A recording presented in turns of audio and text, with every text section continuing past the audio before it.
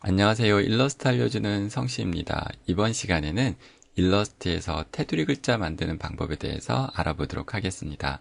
자, 시작해 보도록 하겠습니다.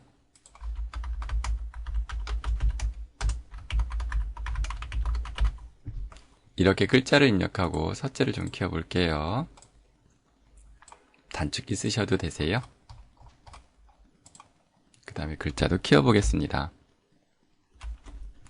자간이 좀 벌어진 것 같아서 자간도 좀 줄여 볼게요. 네, 이렇게요. 화면을 조금만 키워 보겠습니다. 글자 색도 바꿔 볼게요. 윈도우에 색상을 꺼내서 색을 한번 놓아봤습니다. 자, 우리가 테두리 글자를 이제부터 한번 해볼 건데요. 테두리 글자를 하실 때는 많은 분들이 선을 선택해서 이렇게 색깔을 놓죠.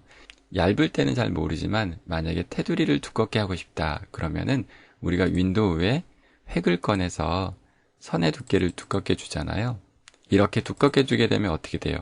점점점 가려지게 되죠. 그 이유는 테두리를 주게 되면 안으로 밖으로 선이 늘어나기 때문이에요. 밖으로 늘어나는 게 아니기 때문이에요. 그래서 테두리 글씨를 할 때 이렇게 선의 두께를 주면 글씨가 얇아지는 이유가 바로 안팎으로 늘어나기 때문이에요.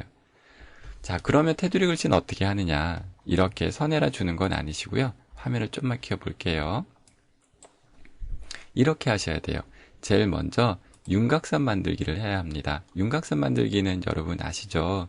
우리가 글씨에 그라디언트 적용할 때도 썼고 인쇄소 보낼 때도 중요한 부분이라고 했어요. 마찬가지 테두리 글자 쓸 때도 윤곽선 만들기가 중요한 거예요. 그래서 얘가 제일 첫 번째가 되는 거고요. 그리고 두 번째는 이걸 똑같은 크기로 늘려야 되거든요. 자, 이해를 돕게 조금만 더 키워볼게요. 화면을요.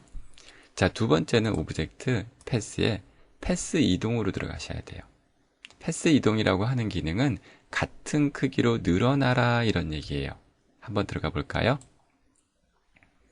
자, 보시게 되면 이동이라고 딱 있는데 제가 2mm를 딱 줬어요. 이렇게 2를 딱 줬더니 미리 보기를 딱 체크해 보면 여기 보시게 되면 미리 보기 잠깐 가려볼게요.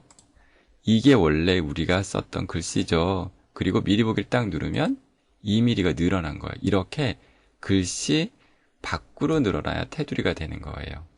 아시겠죠? 자, 같은 노란색이니까 잘 티가 안 날 수도 있는데 미리 보기를 체크했다가 해제했다가 체크했다가 해제했다를 해보시게 되면 금방 아실 수가 있을 거예요. 자, 뭐 예를 들어서 3을 하고 미리 보기 하시게 되면 더 두꺼워지죠. 저는 2로 한번 그대로 유지를 시켜 볼게요.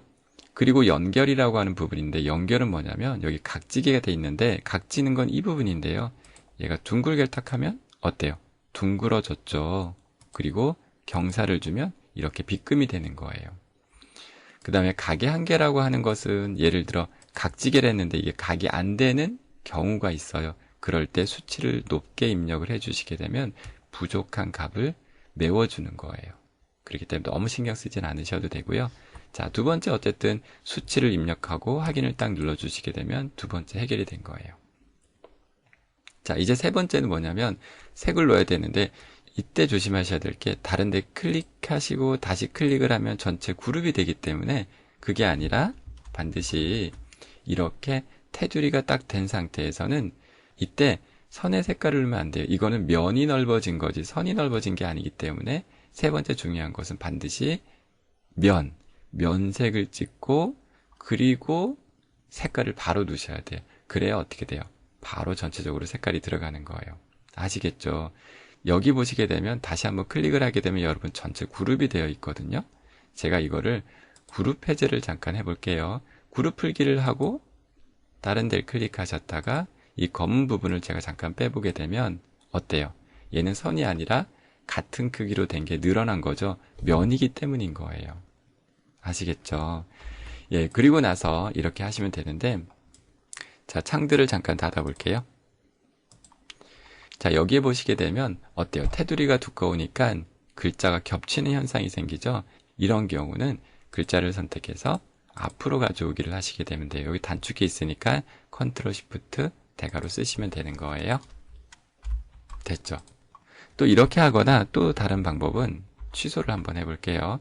한 번에 가져오고 싶으실 때는 여기 여러분들 보시면 왼쪽에 도구 상자에 자동 선택 도구라고 있죠? 얘를 가지고 탁 클릭하시게 되면 같은 색상만 선택하게 돼요.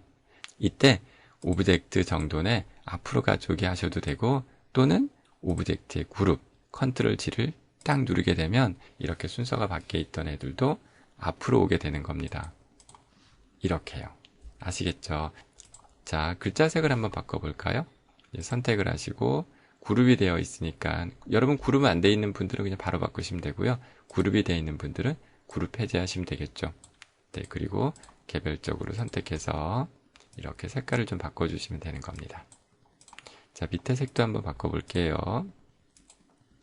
됐죠? 그리고 여러분 여기서 글자를 복사하기만 하면 입체 글씨를 만들 수가 있는 거예요. 한번 해볼까요? 이렇게 전체 선택하시고 오브젝트의 그룹을 잡아주면 하나가 되죠. 이때 우리가 복사가 Alt였잖아요. Alt만 눌러서 이렇게 오른쪽 아래쪽으로 살짝 내리시는 거예요. 그리고 전체 검정색을 넣어주게 되면 검정색이 됐죠? 이런 상태에서 뒤로 보내기를 하시는 거예요. 맨 뒤로 보내기를. 그렇게 되면 이렇게 입체감 글씨도 만들 수가 있는 거예요. 간단하시죠? 그래서 이 테두리 글씨는 일러스트에서 너무나 많이 쓰는 부분이기 때문에 꼭 기억을 해 두시고요. 오늘은 이렇게 테두리 글씨와 입체감 글씨를 간단하게 만들어 봤는데요. 혹시 작업을 하시다가 안 되시는 부분이 있으면 댓글에 남겨주시면 설명을 드리도록 하겠습니다. 오늘 영상이 조금이라도 도움이 되셨다면 좋아요와 구독도 부탁드립니다. 감사합니다.